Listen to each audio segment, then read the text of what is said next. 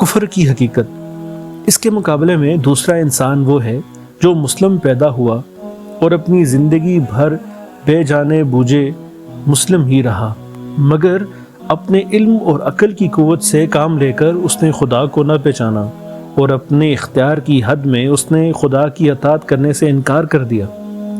یہ شخص کافر ہے۔ کفر کے اصلی معنی چھپانے اور پردہ ڈالنے کے ہیں۔ ایسے شخص کو کافر اس لیے کہا جاتا ہے کہ اس نے اپنی فطرت پر نادانی کا پردہ ڈال رکھا ہے۔ وہ اسلام کی فطرت پر پیدا ہوا ہے، اس کا سارا جسم اور جسم کا ہر حصہ اسلام کی فطرت پر کام کر رہا ہے، اس کی گرد و پیش ساری دنیا اسلام پر چل رہی ہے، مگر اس کی عقل پر پردہ پڑ گیا ہے۔ تمام دنیا کی اور خود اپنی فطرت اس سے چھپ گئی ہے اور اس کے خلاف سوچتا ہے، اس کے خلاف چلنے کی کوشش کرتا ہے۔ اب تم سمجھ سکتے ہو کہ جو شخص کافر ہے وہ کتنی بڑی گمراہی میں مبتلا ہے۔ کفر کے نقصانات۔ کفر ایک جہالت ہے، اور بلکہ اصلی جہالت کفر ہی ہے۔ اس سے بڑھ کر اور کیا جہالت ہو سکتی ہے کہ انسان خدا سے ناواقف ہو۔ ایک شخص کائنات کے اتنے بڑے کارخانے کو رات دن چلتے ہوئے دیکھتا ہے، مگر نہیں جانتا کہ اس کارخانے کو بنانے اور چلانے والا کون ہے۔ وہ کون کاریگر ہے جس نے کوئلے اور لوہے اور کیلشیم اور سوڈیم اور ایسی ہی چند چیزوں کو ملا کر انسان جیسی لاجواب مخلوق پیدا کر دی۔ ایک شخص دنیا میں ہر طرف ایسی چیزیں اور ایسے کام دیکھتا ہے جن میں بے نظیر انجینئری، ریاضی دانی، کیمیا دانی اور ساری دانائیوں کے کمالات نظر آتے ہیں، مگر وہ نہیں جانتا کہ وہ علم اور حکمت اور دانش والی ہستی کون سی ہے جس نے کائنات میں یہ سارے کام انجام دیے ہیں۔ سوچو اور غور کرو، ایسے شخص کے لیے صحیح علم کے دروازے کیسے کھل سکتے ہیں جس کو علم کا پہلا سرا ہی نہ مل رہا ہو؟ وہ خواہ کتنی ہی غور و فکر کرے اور کتنی ہی تلاش و تجسس میں سر کھپائے، اس کو کسی شعبے میں علم کا سیدھا اور یقینی راستہ نہ ملے گا، کیونکہ اس کو شروع میں بھی جہالت کا اندھیرا نظر آئے گا اور آخر میں بھی وہ اندھیرے کے سوا کچھ نہیں دیکھے گا۔ کفر ایک ظلم ہے، بلکہ سب سے بڑا ظلم کفر ہی ہے۔ تم جانتے ہو کہ ظلم کسے کہتے ہیں؟ ظلم یہ ہے کہ کسی چیز سے اس کی طبیعت اور فطرت کے خلاف زبردستی کام لیا جائے۔ تم کو معلوم ہو چکا ہے کہ دنیا میں جتنی چیزیں ہیں سب اللہ کی تابع فرمان ہیں۔ اس کی فطرت ہی اسلام یعنی قانون خداوندی کی اطاعت ہے۔ خود انسان کا پورا جسم اور اس کا ہر حصہ اسی فطرت پر پیدا ہوا ہے۔ خدا نے ان چیزوں پر انسانوں کو حکومت کرنے کا تھوڑا سا اختیار تو ضرور دیا ہے، مگر ہر چیز کی فطرت یہ چاہتی ہے کہ اس سے خدا کی مرضی کے مطابق کام لیا جائے۔ لیکن جو شخص کفر کرتا ہے وہ ان سب چیزوں سے ان کی فطرت کے خلاف کام لیتا ہے۔ وہ اپنے دل میں دوسروں کی بزرگی اور محبت اور خوف کے بت بٹھاتا ہے، حالانکہ دل کی فطرت یہ چاہتی ہے کہ اس میں خدا کی بزرگی اور محبت اور خوف ہو۔ وہ اپنے تمام اعضاء سے اور دنیا کی ان سب چیزوں سے جو اس کے اختیار میں ہیں خدا کی مرضی کے خلاف کام لیتا ہے، حالانکہ ہر چیز طبیعت یہ چاہتی ہے کہ اس سے قانون خداوندی کے مطابق کام لیا جائے۔ بتاؤ ایسے شخص سے بڑھ کر اور کون ظالم ہوگا جو اپنی زندگی میں ہر وقت ہر چیز پر حتیٰ کہ خود اپنے وجود پر بھی ظلم کرتا رہا۔ کفر صرف ظلم ہی نہیں، بغاوت اور ناشکری اور نمک حرامی بھی ہے۔ ذرا غور کرو، انسان کے پاس خود اپنی کیا چیز ہے؟ اپنے دماغ کو اس نے پیدا کیا ہے یا خدا نے؟ اپنے دل، اپنی آنکھوں اور اپنی زبان اور اپنے ہاتھ پاؤں اور اپنے تمام اعضاء کو وہ خود خالق ہے یا خدا؟ اس کے گرد و پیش جتنی چیزیں ہیں ان کو پیدا کرنے والا خود انسان ہے یا خدا؟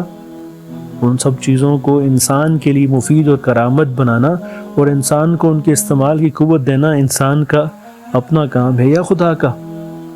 تم کہو گے کہ یہ سب چیزیں خدا کی ہیں، خدا ہی نے ان کو پیدا کیا ہے، وہ خدا ہی ان کا مالک ہے، اور خدا ہی کی بخشش سے انسان کو حاصل ہوئی ہیں۔ جب اصل حقیقت یہ ہے تو اس سے بڑا باغی کون ہوگا جو خدا کے دیے ہوئے دماغ سے خدا ہی کے خلاف سوچنے کی خدمت لے، خدا کے بخشے ہوئے دل میں خدا ہی کے خلاف خیالات رکھے۔ خدا نے جو آنکھیں، جو زبان، جو ہاتھ، پاؤں اور دوسری چیزیں اس کو عطا کی ہیں، ان کو خدا ہی کی پسند اور اس کی مرضی کے خلاف استعمال کرے۔ اگر کوئی ملازم اپنے آقا کا نمک کھا کر اس سے بے وفائی کرتا ہے تو تم اس کو نمک حرام کہتے ہو۔ اگر کوئی سرکاری افسر حکومت کے دیے اختیارات کو خود حکومت ہی کے خلاف استعمال کرتا ہے تو تم اسے باغی کہتے ہو۔ اگر کوئی اپنے محسن سے دغا کرتا ہے تو تم اسے احسان فراموش کہتے ہو۔ لیکن انسان کے مقابلے میں انسان کی نمک حرامی، غداری اور احسان فراموشی کی کیا حقیقت ہے؟ انسان کو کہاں سے رزق دیتا ہے؟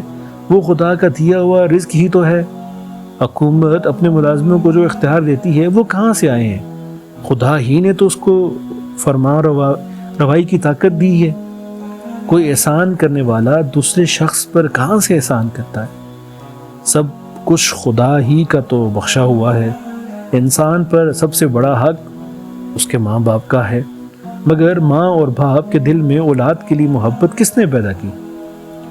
ماں کے سینے میں دودھ کس نے اتارا؟ باپ کے دل میں یہ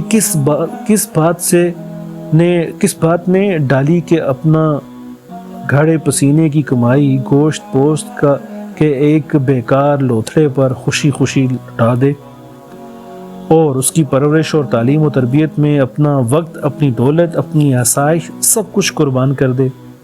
اب بتاؤ کہ جو انسان کا اصلی محسن ہے، حقیقی بادشاہ ہے، سب سے بڑا پروردگار ہے، اگر اسی کے ساتھ انسان کفر کرے، اس کو خدا نہ مانے، اس کی بندگی سے انکار کرے اور اس کی اطاعت سے منہ موڑے، تو یہ کیسی سخت بغاوت